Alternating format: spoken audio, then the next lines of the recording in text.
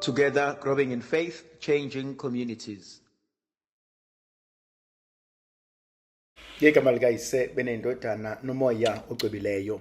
Namhlanje I would like us to reflect on the Gospel of Luke chapter 18 verses 31 to verse 43. Luke chapter 18 verses 31 to verse 34. Then Jesus took the 12 disciples aside and he said to them, "Listen, we are going to Jerusalem, where everything the prophets wrote about the Son of Man will come true. He will be handed over to the Gentiles, who will mock him, insult him, and spit on him. They will whip him and kill him, but 3 days later, he will rise to life." But the disciples did not understand any of these things. The meaning of the words was hidden from them, and they did not know what Jesus was talking about. It's a powerful, powerful thing. But I just want us to take those 4 verses and look and unpack them. Jesus took the 12 aside. Khona lento uNkulunkulu asifundisa yona usuku nosuku. Thandwa zami, I pray and I hope you've got your journals with you. I pray and I hope you write things down, because I feel there's so much that God is teaching us during these times, especially in these platforms, specifically during these lives. There's so much that God is teaching us. The first thing, he took the 12 aside. He took the 12 aside. What does that mean in essence? He removed them from the crowds. Jesus spent most of his time either with a lot of people surrounding him, listening to his teachings, or number 2, he will spend them with the 12. Number 3, he will spend it alone with God in prayer. Jesus, more or less, was in that 3 category. Once in a while, he will have Peter, James, and John. But he either was with a big crowd, and where he was teaching and doing things and working and preaching, so he was always with the people. If he was not with the people, he will only be with his 12. And he will sit with them and he will reveal certain things to them and he will talk to them. Or rarely he will be with Peter, James, and John, the 3.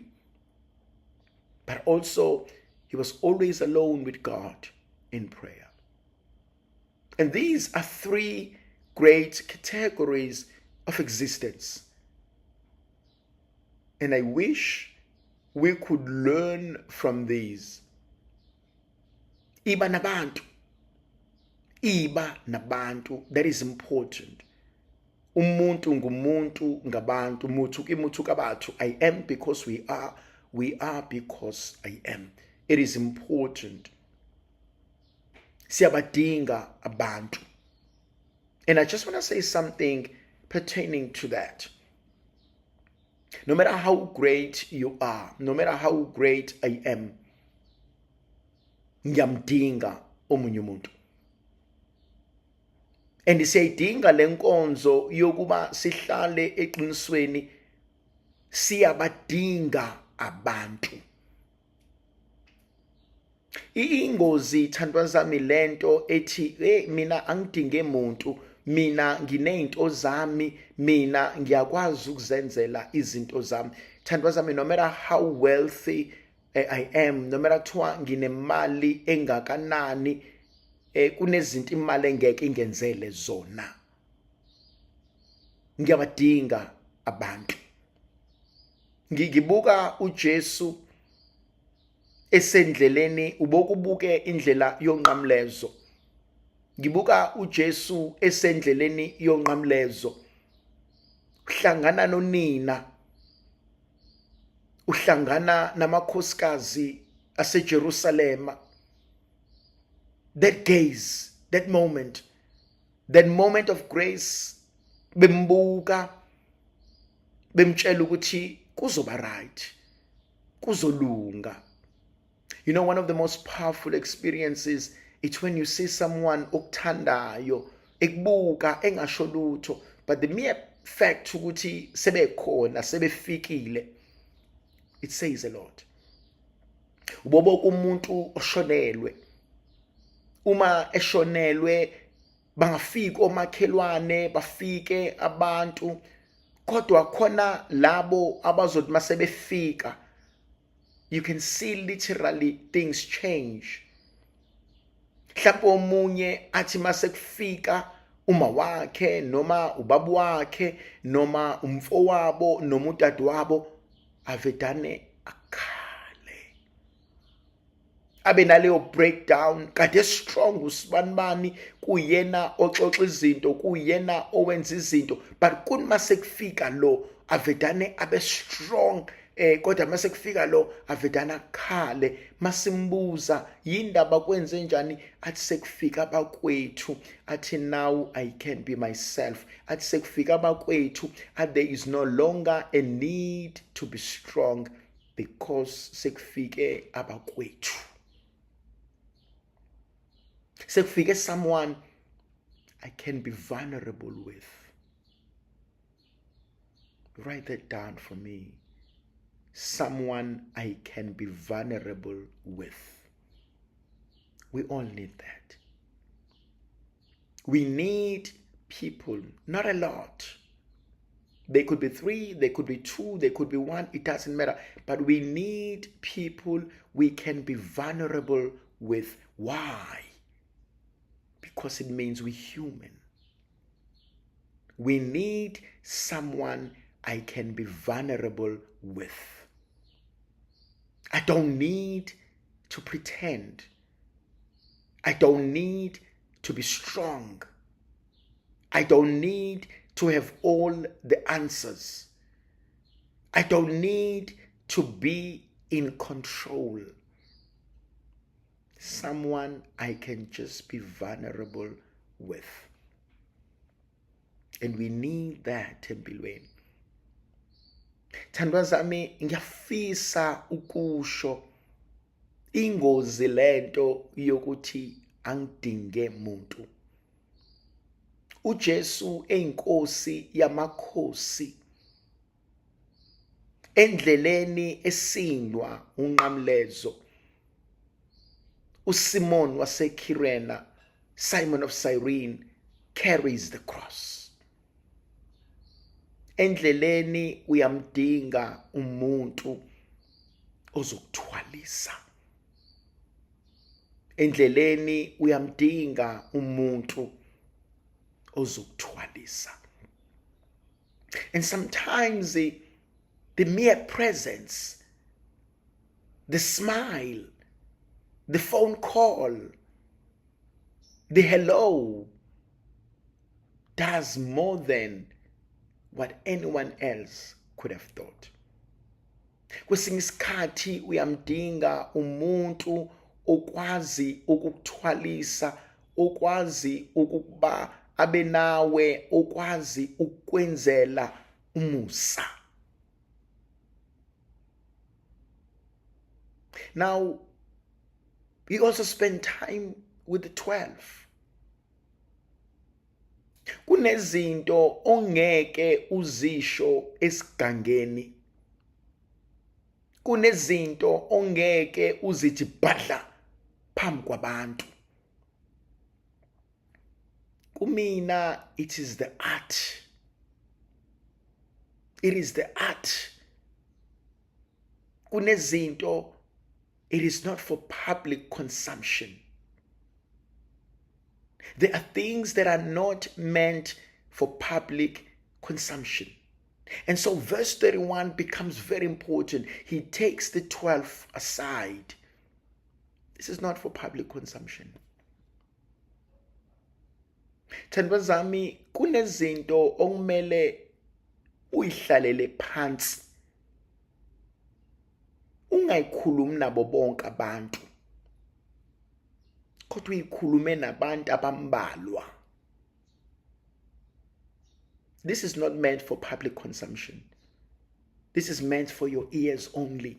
Write this down for me. For your ears only. My God, my God, my God. I wish we can teach that to ourselves, to our children, to our spouses. For your ears only. Write that down for me. For your ears only. For your ears only. I wish we can teach that to our children. FYEO.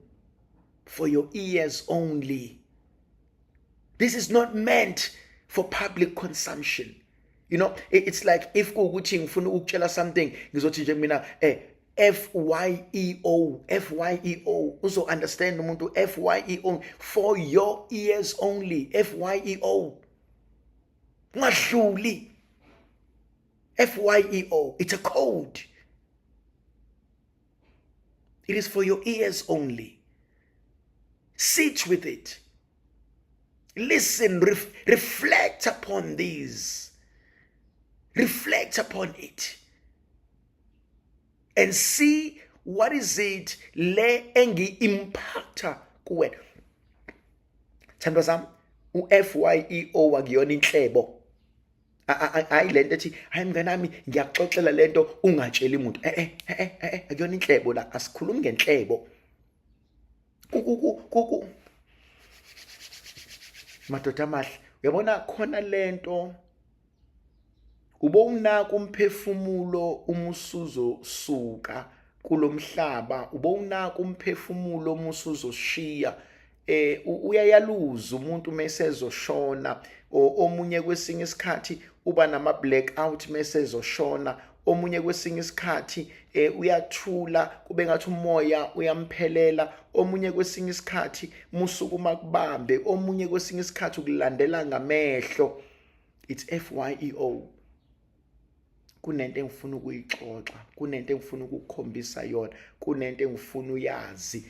Kodwa this is for your eyes only, for your ears only. Athi hlala phansi, athi bhala ukuthi useyayalela lo muntu, useyabona ukuthi mina ngiyasuka la, useyayalela lo muntu, useyabona ukuthi no mina ngiyadlula la, uthi kodwa nginezinto engifuna ukuxoxela zona. Yazi, I so pray to God you can have FYEO to your children. I so pray to God you can do that. Not because usuyashona, but because nginezinto uthi ngiyafuna usibanibani ayazi lento. Ususesigabeni la mntanami sekumele uyazi lento. Ngiyafisa ukuthi uhlale phansi nespouse sakho, ususesigabeni sokuthi uyazi lento. Ususesigabeni sokuthi ngikufundise lento. And so he does that. He takes the 12 aside. And he says to them, there's a beautiful word, listen, ausculta. That's a beautiful Latin word, ausculta. Listen, lalela. Lalela, my God. Awusizwe isizulu sami. Lalela. Lalela. Listen. There's a difference between hearing and listening. I have a hearing aid that allows me to hear the noise. I have a hearing difficulty. I have a hearing problem. But listening is deeper than hearing. Lalela. Ubokuzwe ngesiZulu. Ave ngalaleli usibanibani. Useze washawa abantu ngoba kalaleli. Ave ngalaleli usibanibani, useze washiwa inkosikazi ngoba kalaleli. Ave ngalaleli lo mntwana awubheke ukube uyenzile into engithe akayenze ngabe akasalanga kuleya group. Lalela. Write that down for me. Lalela. Listen. My God, that's powerful. Atobhala kahle. Listen to what the Spirit is saying to the churches. I think we've missed that. I think we've missed that. Uthi umpostoli Paul, listen to what the Spirit is saying to the churches. Listen to what the Spirit is saying. And I wonder if we as the church listen to the Spirit or to our ego.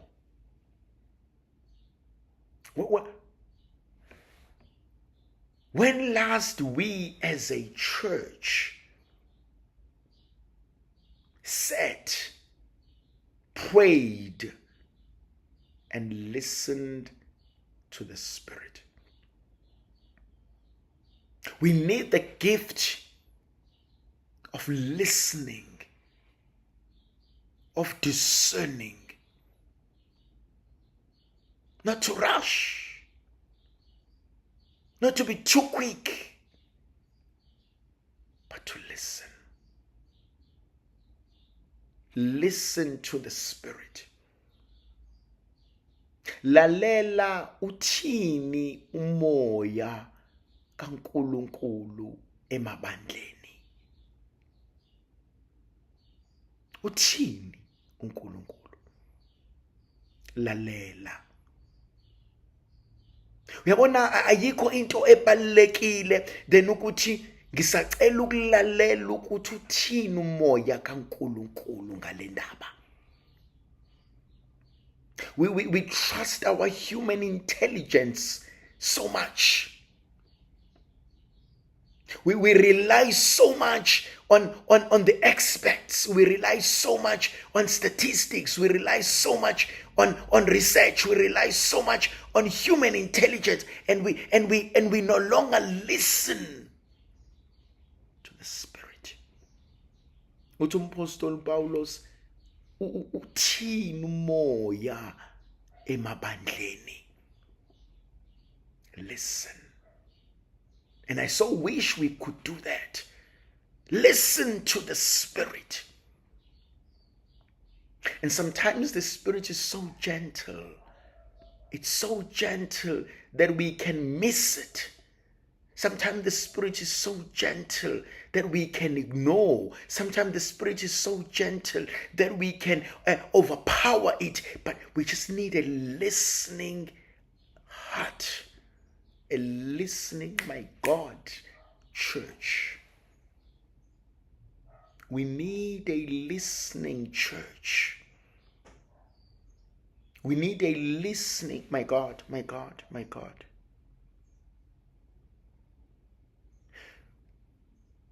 La behlala khona bethathi inqumo.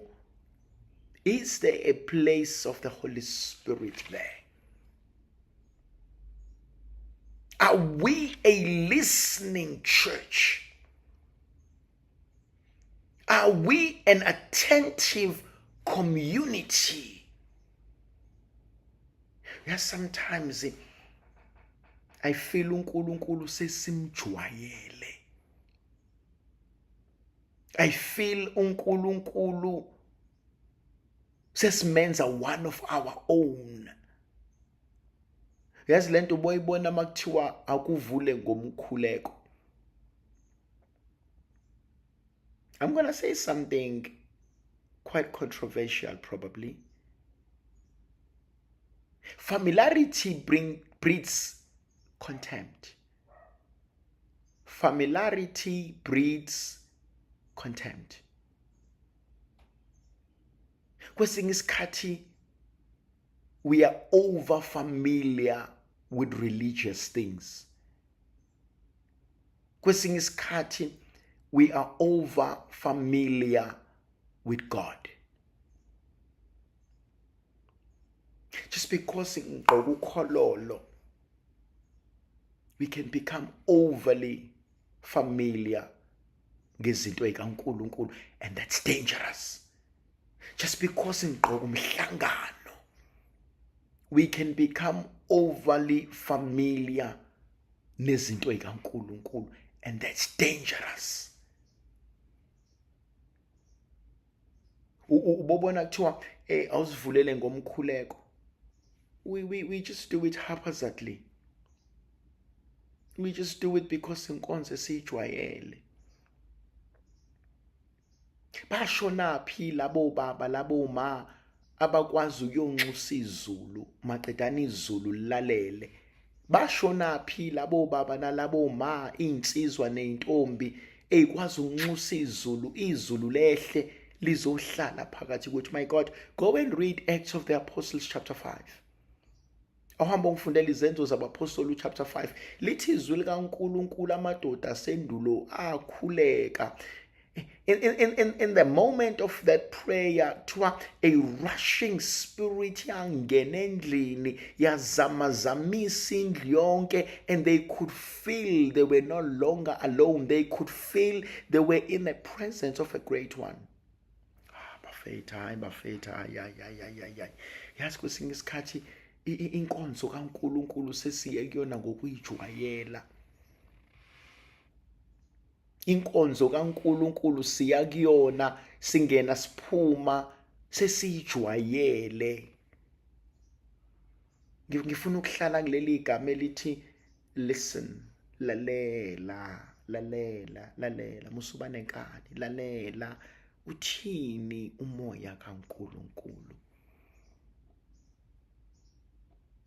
How we can see it on this word for hours, for days, for months. Listen. Let me listen. Listen through the pain. Listen through the noise. Just listen. Uthini uNkulunkulu? Yazi uNkulunkulu akaphikisani. uNkulunkulu akafuna umpintshiswa. uNkulunkulu akakhompiti. uNkulunkulu mayebona ukuthi isikhathi asinaso sakhe uzoyithulela, because uthi nje just listen. Ingakho I'm a greatest fan of meditation. I'm a greatest fan of meditation. Proper meditation. Just listen. Listen to those gurus as they teach us from the African background, from Eastern background. Listen. There's so much noise. Mningi umsindo. Khona lo mkhuleko engiwuthandayo, thula moya wami. Be at peace, my soul. Thula moya wami, ulalela uThixo. Write this down for me, please. Thula moya wami, ulalela uThixo. Thula moya wami, ulalela uThixo. Be at peace, my soul. Thula moya wami, ulalela uThixo. Uyababiza ubabizele eceleni bese ethi lalelani. Uyababiza babizele eceleni bese ethi lalelani. Bebe ngifuna ukuthi thula moya wami, ulalela uThixo. Thula moya wami. Be at peace, my soul. Thula moya wami. Yazi siyayidinga lenkonzo esifundisa amandla akhe. Thula moya wami. Just sit. Ulalela uThixo. Khona lento uNkulunkulu asiphe yona. Khona lo mkhuleko engiwuthandayo. just to be in the presence of God. Just sit in His presence. That's what meditation does for me. Just sit in His presence. Just sit in His presence. Tanwazami, one of the greatest prayers you will ever do, one of the greatest prayers you will ever pray is to be silent in the presence of God. Just be silent. Just be silent. That's it. I'm here. One of the most beautiful things I love is going to a church and just sit quietly. No rosary on my hands, no Bible in my hands, nothing. Just sit quietly. Either I look at Jesus on the cross, or I talk to Him in the Blessed Sacrament, or I sit quietly and just be. That's all. Just sit quietly. Sometimes I will be in a room, switch off the light and just light the candle and just sit and just be in His presence. Silence is the greatest prayer. Have you ever noticed ukuthi silence has the power to heal? Silence has the power to heal. Sit silently. Kabanga umsindo.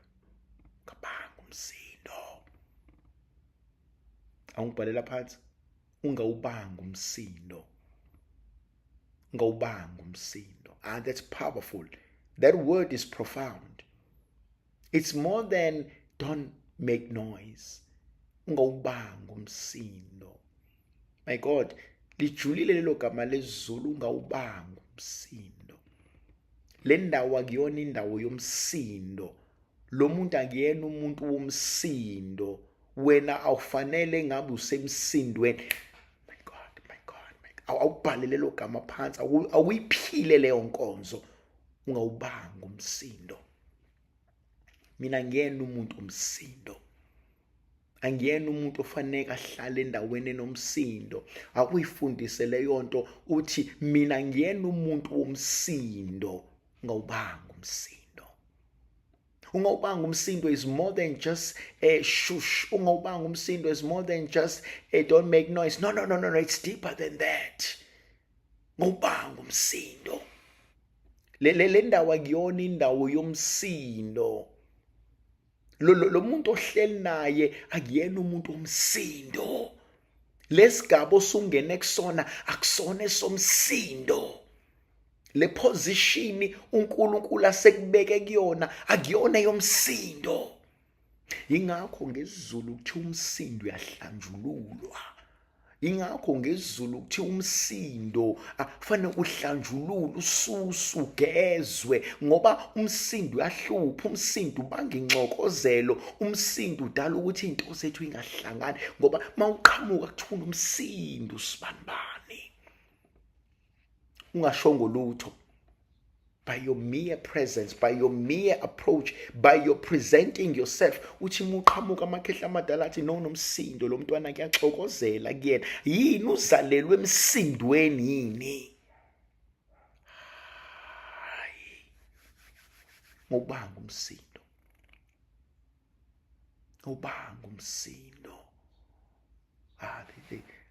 There's something so deep there. Ngobanga umsindo. Take this further. He says, listen. He says, we are going to Jerusalem.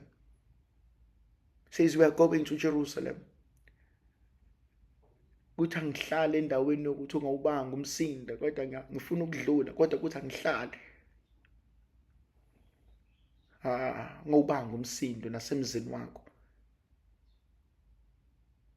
yazi ngifuna ukudlula kodwa khona uthi angihlale kule ndawo uthi ungawubanga umsindo nasemzini wakho, ngoba uzoze ungene ekukhulumeni, uzoze ube namabhadi, izinto ezoze ingahlangani phekwe impilo yakho nempilo yabantwana bakho ngoba ubanga umsindo. Bekusangcono uma kusakhuluma usibanibani, bekusangcono uma kusathetha usibanibani, kodwa akufunakali kuthethe wena. Oh my God, akufunakali kuthethe wena. Kungcono uma kusathetha usibanibani kodwa akufunakali kudube wena, ngoba uma kwaduba wena ngeke isabalungela izinto. Kufunakala wena, ufunakala udube, wena ufunakala ube nolaka, wena kufunakala ukhulume kabi phekwa laba, wena kufunakala ube nomsindo phekwe impilo zabo, ngoba olimini lakho kulela ukuphila, kulela ukufa. Ukuthi angithi ungawubanga umsindo egcekeni, ukuthi angithi noma kuthiwa udinwe kangakanani kodwa ungawubanga umsindo, noma ngathi udinwe kangakanani ngobanga umsindo. Ngaxokozeli madinwa uze kweqa, ngwabophe enhlizweni yakho ngobanga umsindo. Akuyona leyo nkonzo, akusiye yakho. No, khona abanye abantu uma beke babanga umsindo konakala yonke into, ngoba kusona isabelo sabo. Uma kuwe babanga bona umsindo solimala sonke la endlini. Akufunakali ubanga uyibona umsindo. Thandwa zami, ngobanga umsindo has nothing to do with ukuthula, has nothing to do with silence, has nothing to do, ungabi nengxokozelo, ungabi nayo. Ngobanga umsindo. Ayihlakaniphile amadoda amadala ayithi umakoti akawubanga umsindo egcekeni. Salikwazi asubanga umsindo egcekeni. Uwezwa amakhehla amadala ethi sibanibani sizoxabana na, ubanga kanjani umsindo emzini kababa? Ubanga kanjani umsindo emzini kababa? Ngobanga umsindo. Ubezwa abanye bethi hayi ubanga umsindo la, ubanga umsindo. Siyahlupha isingisi is very limited. Awubanga umsindo la, awubangwa. Sambeni thandwa zami, uJesu, we are going to Jerusalem where the Son of Man is going to be killed, to be insulted, to be mocked. They will spit upon me.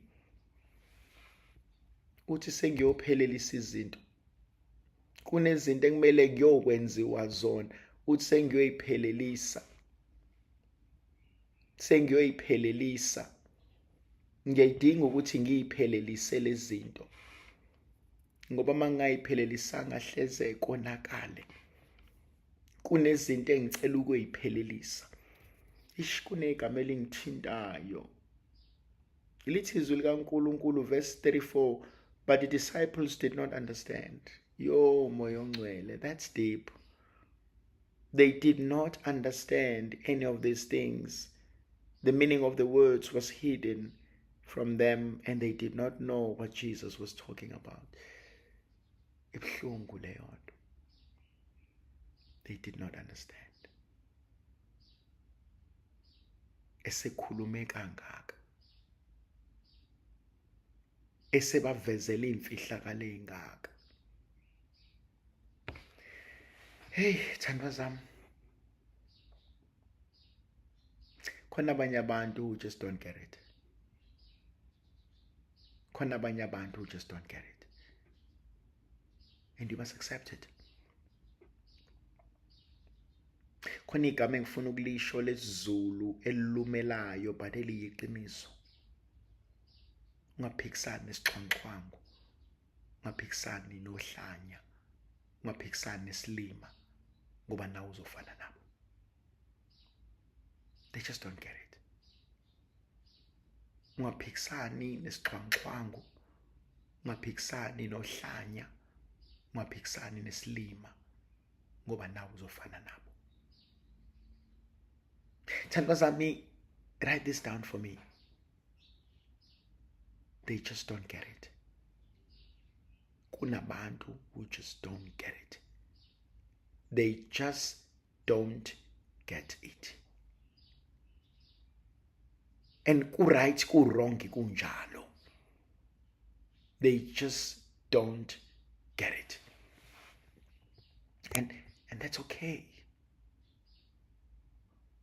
They just don't get it. They just don't get it. Ku-right, ku-wrong, kunjalo. Ngaphikisani nohlanya. Ngaphikisani isixhwanguxhwangu. Ngaphikisani isilima. They just don't get it. And that's okay. Because there's nothing you can do.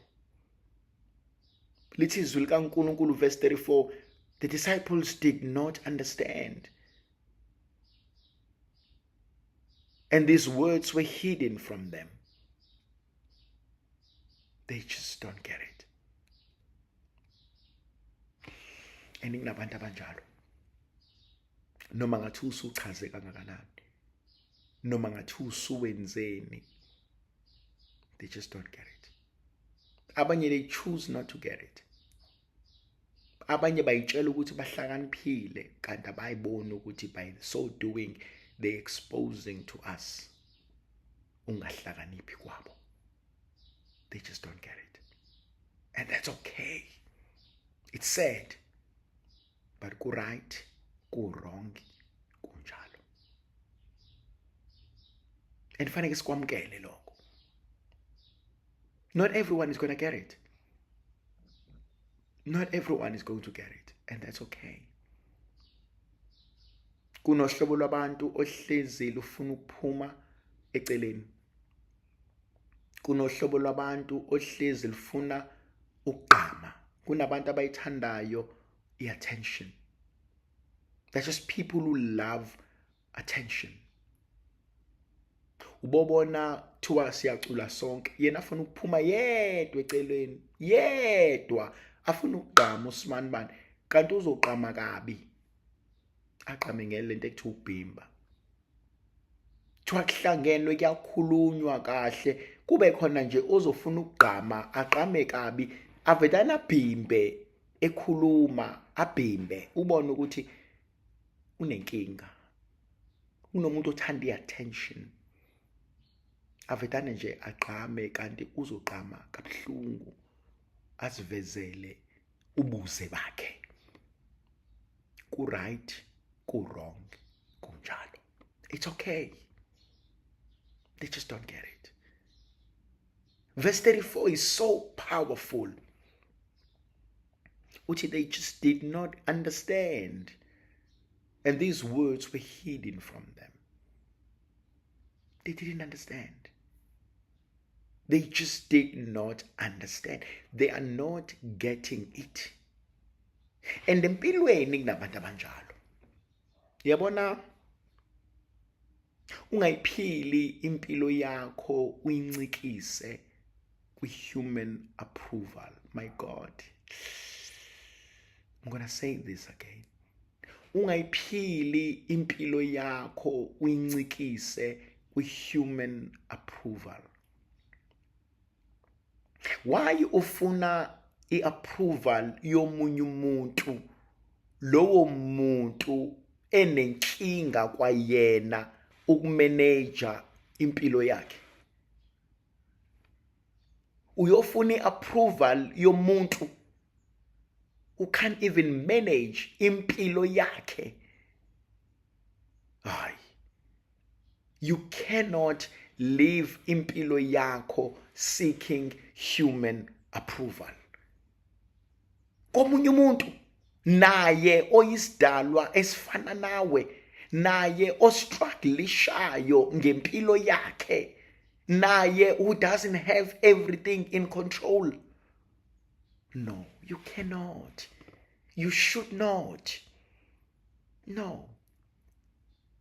Because see, you're going to the broken. You're going to the broken.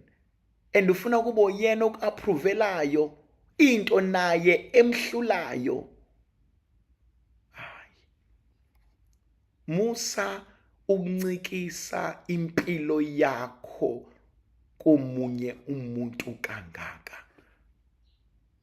Musa uncikisa impilo, musa uncikisa nenjabulo yakho komunye umuntu kangaka. Mina iyangithinta lento. I mean, they did not understand. They did not get it. They didn't. I mean, how can a blind lead the blind? How can a broken fix the broken? I don't have my act together. I don't have my act together. I am struggling. And you're waiting for my approval. Ingakho Jesu ethi, why do you call me good? Only God is good. Why do you wait for my approval? Nami ngilinda ozongisayinela. Thandwa zami, we forfeit our freedom. We compromise our freedom in the name of spiritual piety, in the name of obedience, in the name of religious superiority. No, don't do that.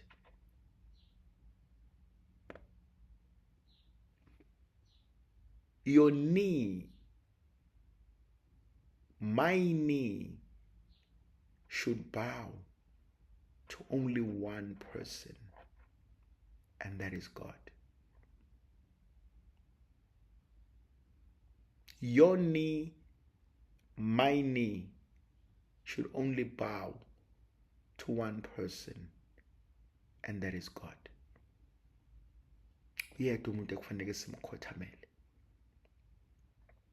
Uyedwa umuntu ekumele simkhothamele, uNkulunkulu. People don't always understand. God, people don't always get it. I know it from my own. I know it from my own experiences. We don't always get it. We don't always understand. That's why we're human. That's why we make mistakes.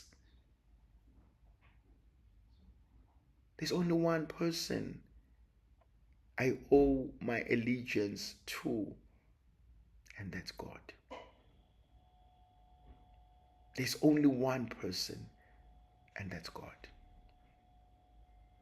No one else but God.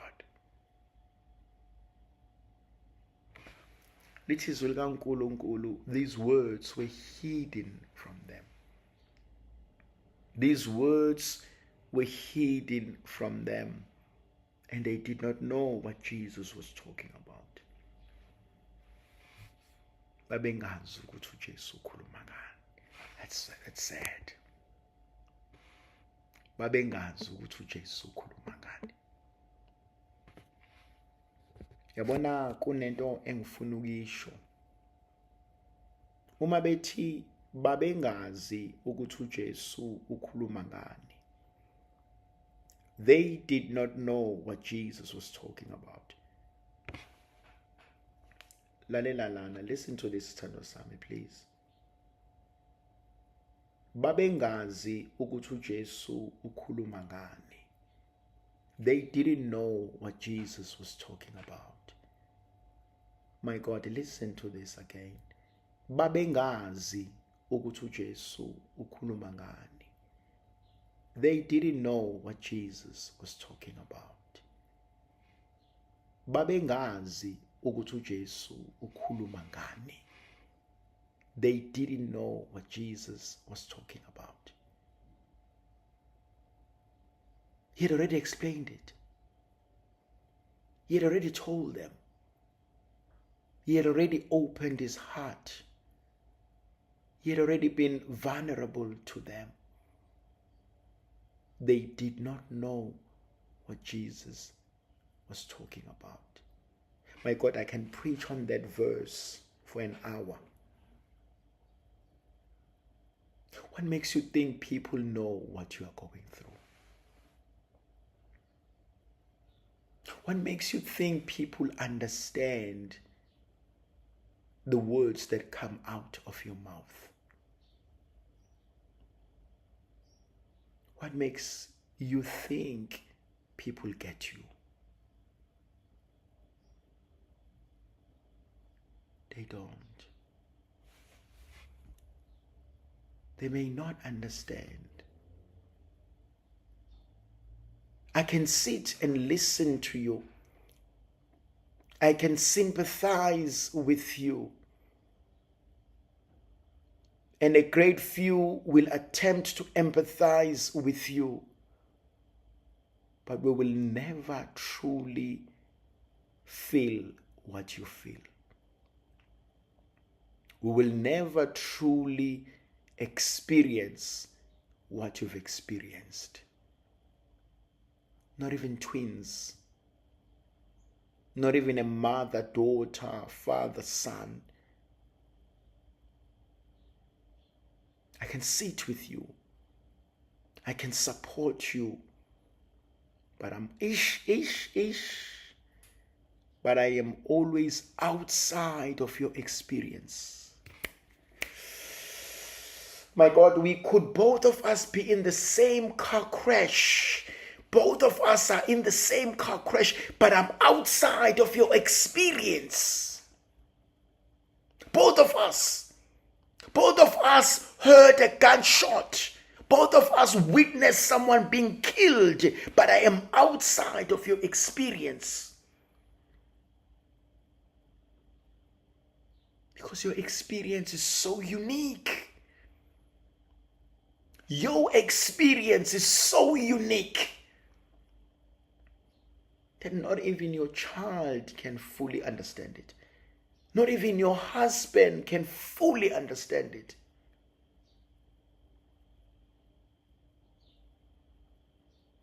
My God, listen to this word. They did not know what Jesus was talking about. Write this down for me. I am outside of your experience. I am outside of your experience. Your experience is so unique. Sometimes siyabazonda abantu sithi, but they don't understand, they don't get it. They won't. I am outside of your experience.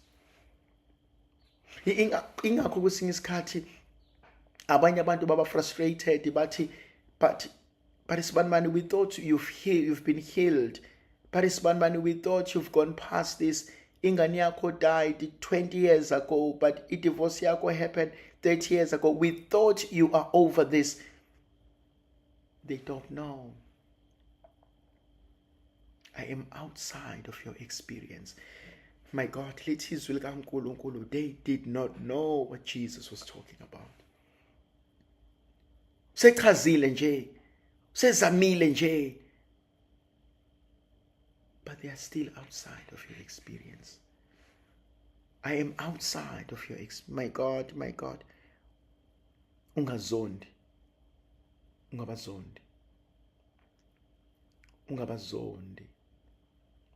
They are outside of your experience. Ungabazondi. They are outside of your experience. I love that example. We all feel the heat differently. Singasondele duze komlilo. We can be around the fireplace. Some people can take it. Some people can't. Some people want more. Some people just say, this is okay. Ungabazondi. I can only support you as best as I can, but I'm outside of your experience.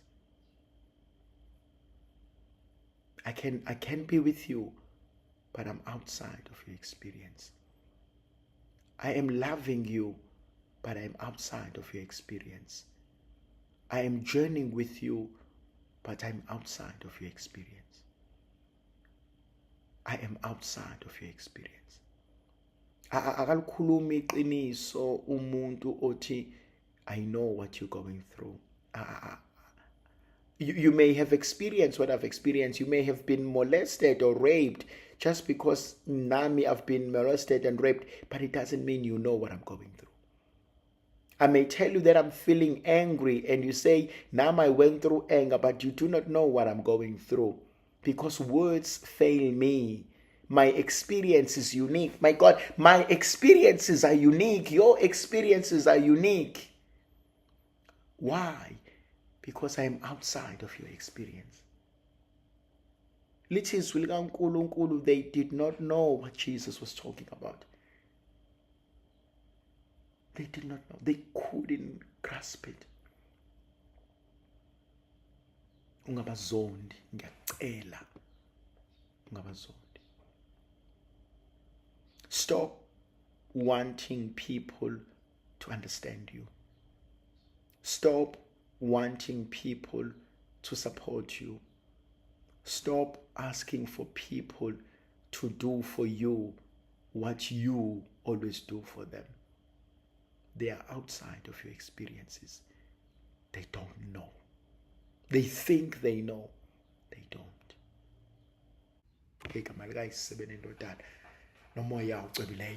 Amen.